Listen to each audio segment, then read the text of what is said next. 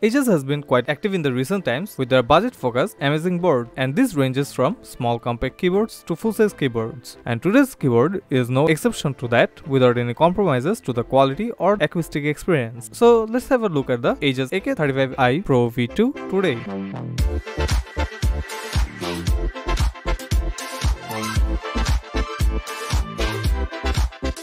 Today's review unit was sent to me by TechDiversity.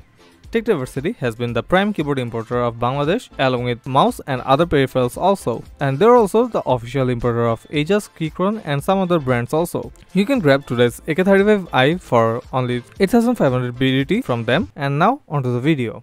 So let's start with a quick unboxing of this keyboard. The keyboard comes in a very big box relative to its size, which is nothing surprising. Opening the box, at first we get the Type-C to A cable, which is non-braided, but a braided cable would have been preferred compared to the price. Then we get a decent keycap and switch puller combo, and after that there is the user manual, and then finally we get our keyboard, which is wrapped in the PE foam. And I prefer this kind of packaging since the PE foam gives the opportunity to PE mod the keyboard without any cost. And by now we finally have a look at our beautiful keyboard.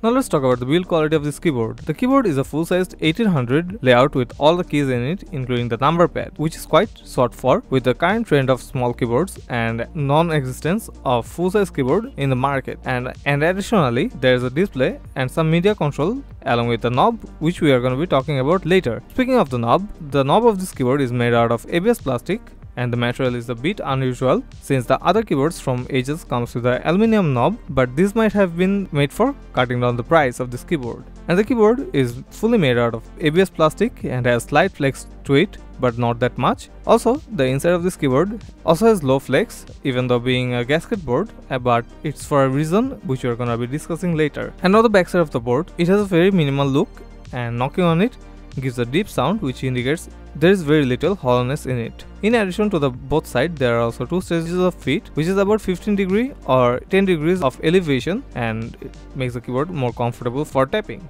And also below the left side feet, there is a 2.4 GHz dongle for connectivity. And speaking of the connectivity, this keyboard is a tri-mode keyboard with support for both Mac and Windows.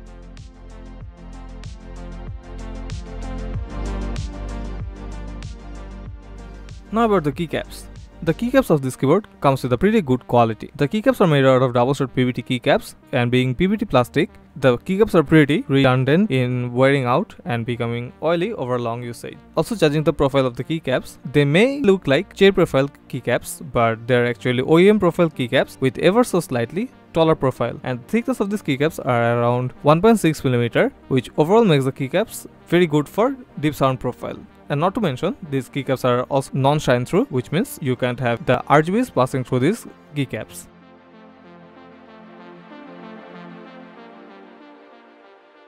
The switches of this keyboard comes with Ajazz gift switch, and personally this is one of my favorite switch that came last year with the AK20 Pro pre-built. This switch is a linear switch with around 50 grams of actuation force, and this also has a pre-travel of around 2.2 mm and total travel of around 2.6 mm. And if you disassemble the switches, there are 4 parts to it. The top and the bottom housing of the switch is made out of POM plastic, which is essential for deep sound, which the switch definitely delivers. Going to the stem, it's a long pole stem with slight factory lobe on the side rails, and measuring the stem, we see that the stem is of around 13 mm, which definitely makes it a long pole. And after that, there is a spring with 19 mm in length, and even though being a single stage spring, it has quite resistance to it. Overall, there was no scratchiness to the switch, and the switch felt pretty good for both gaming and typing, and as I mentioned before, has a deep sound profile due to its housing. Also, since the gift switches are 5-pin, it means the PCB is also 5-pin, and which also means almost any kind of switch will fit in this board.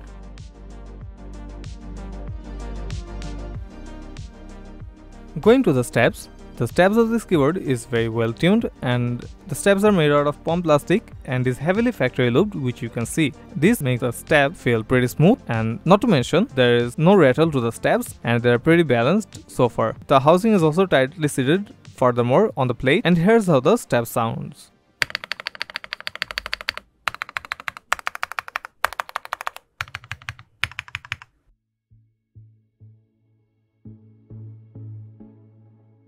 Now let's talk about the RGB and the software. The RGB of this board isn't something would be your priority since the keycaps are not shine through. As you can see here, there is very minimal RGB pass-through between the keycaps, but still it does look really beautiful though.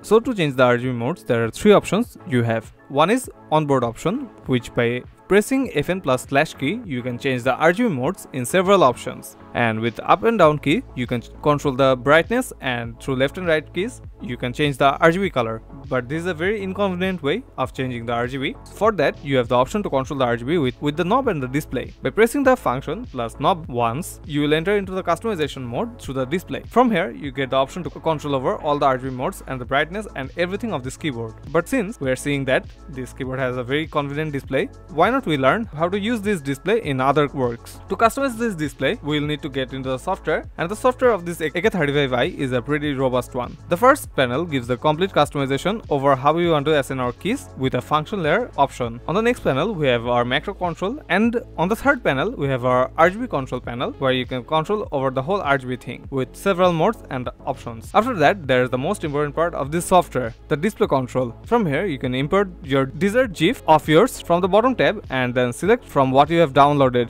From there, just click upload to the keyboard and you will be good to go. And the time of your display gets synced with your PC's time. And lastly, for the rest of the software, it's pretty much different RGB controls in real time and music syncing.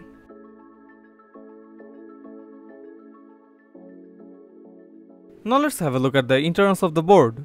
Since this is a clip style keyboard casing, so prying it open can be difficult depending on if you have a prying kit or not. But you can also use a flathead screwdriver for it. And since we have already opened the top case, removing it, we get access to the rest of the keyboard. At first, we are introduced to the plate mounted PCB, which you are gonna be having a look at later after we disconnect the 2 GST connectors from the PCB and the daughter board for Type-C connector at the bottom of the case. And after that, the PCB and the plate can easily be separated by gently pushing the plastic inserts all around the plate. Then let's have a gradual look at the internals. At first, we have our FR4 plate, which is one of the most charming part of this keyboard. This is a plate with flex cards, and since this is a FR4 plate, the board will naturally have clacky or poppy sound signature, which you are gonna be hearing later. And also there are around 16 gasket socks all around the plate, and the gasket socks made out of silicone and helps to isolate the PCB from the case and further improving its acoustics. Then we get access to the sound dampening below. At first we get a 2mm thick porn foam, then a layer of IXP sheet, and after that a layer of PET sheet. Overall, the top sound dampening material are the pretty typical dampening and can easily be experimented with removing different layers. Then we have our access to the PCB. The PCB here is a very well built 1.2mm thick PCB with flex cards all around it. The PCB is unique in also 2 additional aspects. There is a display which we have seen before and which is around 2 inches. Also, going to the backside of the PCB, we see that the hot swap sockets are from Oisum, which is a relatively widely used socket and is quite good in its performance. After the PCB, we have another 2mm thick EVA foam layer and a very thick 3mm silicone layer, which gives the keyboard some weight as well as sound dampening and can also be experimented. Lastly, we see that there are 2 4000 mAh battery in this keyboard, which means the keyboard can last a very long usage over long sessions. Overall, I'm really with the teardown of this board.